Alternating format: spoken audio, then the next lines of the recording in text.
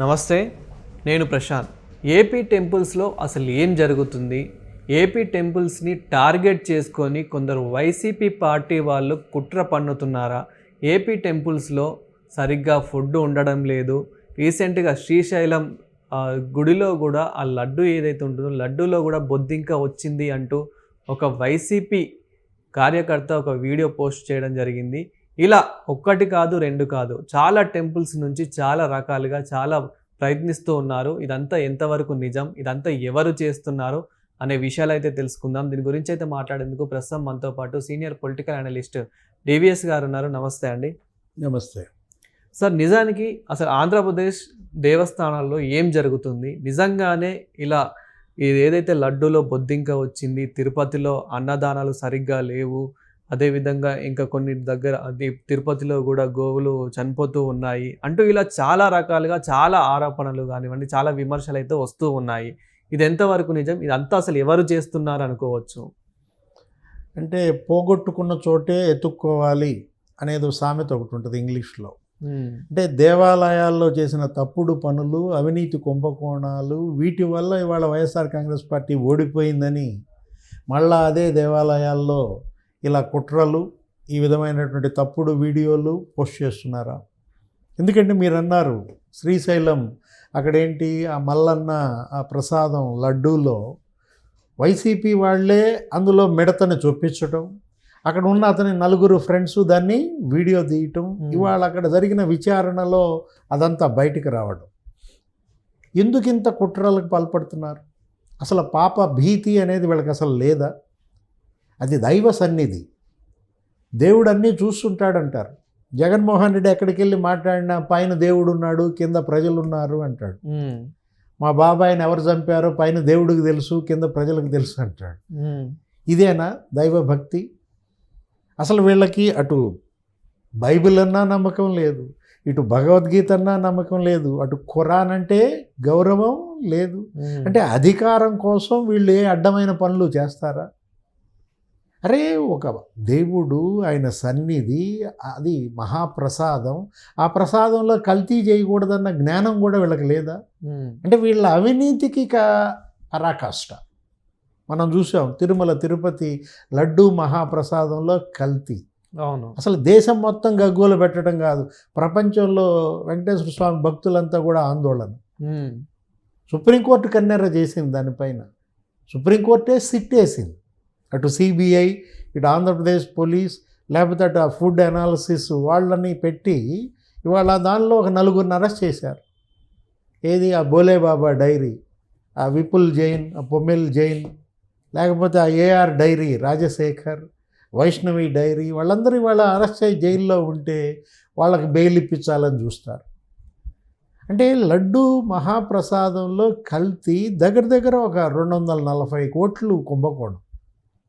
ఎవరు తిన్నారా సొమ్మంతా? భూమన కరుణాకర్ రెడ్డి అసలు నన్ను మించిన భక్తులు లేదంటాడు.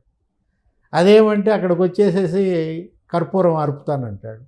ఏ ఒట్టుకైనా సిద్ధం అంటాడు. ఈ ఒట్లేంటి, ఈ కర్పూరం ఆర్పడం ఏంటి? అతను రాడికల్. ఒకప్పుడు అతను నాస్తికుడు. అది నల్లరాయి మరి కాలుతో తంతానన్నాడు. ఎవరు? అదే భూమన కరుణాకర్ రెడ్డిని Rajasekhar Reddy TTD board member చేశాడు, టీటీడీ చైర్మన్ చేశాడు. జగన్మోహన్ రెడ్డి అతన్ని టీటీడీ చైర్మన్ చేశాడు. ఇప్పుడు ఇవాళ వైవి సుబ్బారెడ్డి జగన్మోహన్ రెడ్డి బాబాయ్, అతన్ని ఒక 3 ఏళ్ళు, భూమన కరుణాకర్ రెడ్డిని ఒక 2 ఏళ్ళు, 5 ఏళ్ళు అక్కడ ధర్మారెడ్డిని ఈఓగా పెట్టి దగ్గర ఒక 7-8 వేల కోట్ల రూపాయలు దోచేశారని. నాసి రకం మరి శనగపప్పు, నాసి రకం జీడిపప్పు, అసలు క్వాలిటీ లేని యాలకులు, అసలు నెయ్యిలో కల్తీ. గోరఖ్పూర్ ఎంపీ తిట్టాడు, పశు మాంసం తినిపించాడు జగన్మోహన్ రెడ్డి కోట్లాది హిందువులతో అన్నాడు.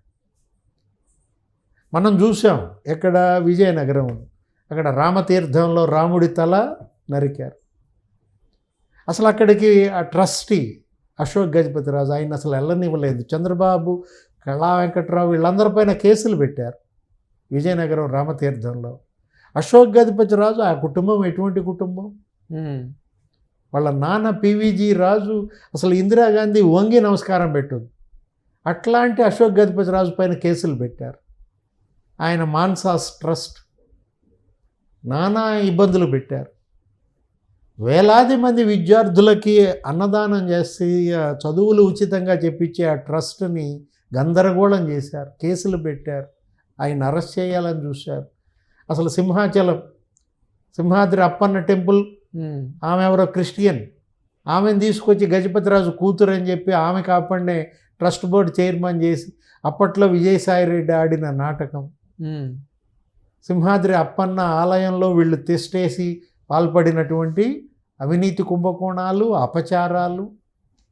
అంటే అక్కడ ఒక చోటే కాదు, ఆ దుర్గమ్మ వెండి సింహాలు ఎత్తుకుపోవటం బెజవాడలో. అదేమంటే కొడాలి నాని ఏమంటాడు, వెండే కదా అంటాడు, విగ్రహమే కదా అంటాడు.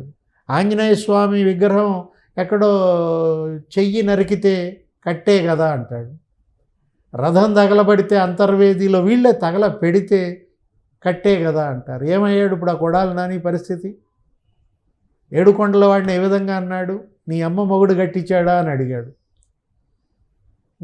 తిరుపతి నీ అమ్మ మొగుడు కట్టించాడా తిరుమల అన్నాడు. ఇవాళ ఎక్కడున్నాడు? బైపాస్ సర్జరీయా, అపోలో హాస్పిటలా, ముంబై హాస్పిటలా?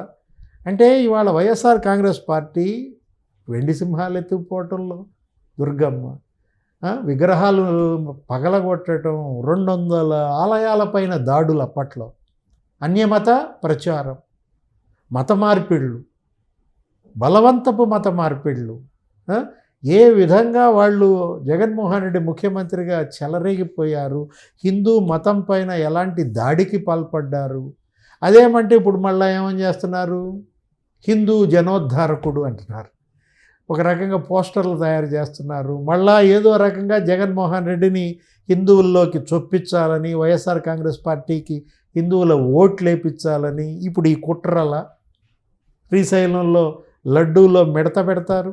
అతనెవరో వైసీపీ కార్పొరేటర్, అతను వెళ్ళి తిరుపతిలో ఇక్కడ అసలంతా నీకు పులిహోర సరిగ్గా లేదు, అసలు మజ్జిగ ఇవ్వట్లేదు, లేకపోతే మంచినీళ్ళు ఇవ్వట్లేదు అని క్యూ లైన్లో అతను ఒక వీడియో చేస్తాడు. తర్వాత తప్పు ఒప్పుకుంటాడు. ఇప్పుడు వీళ్ళు కూడా ఈ మిడత పెట్టినాడు కూడా తప్పు ఒప్పుకుంటాడా? వీళ్ళపైన కఠిన చర్యలు తీసుకోవటం కాదు, ఇప్పుడు అన్ని టెంపుల్స్ పైన నిఘా ముమ్మరం చేయాలి. ఒక సంవత్సరంలోనే ఇన్ని కుట్రలకు పాల్పడిన వాళ్ళు, ఎక్కడో గోవులు చనిపోతే తిరుపతి గోశాలలో గోవులు చనిపోయాయి, అక్కడ అసలు భోజనం వాటికి దాణా సరిగ్గా పెడతలేదు, ఆహారం ఇవ్వట్లేదంటూ ఆరోపణలు చేసిన భూమన కరుణాకర్ రెడ్డి ఇంకెన్ని కుట్రలకు పాల్పడతారు.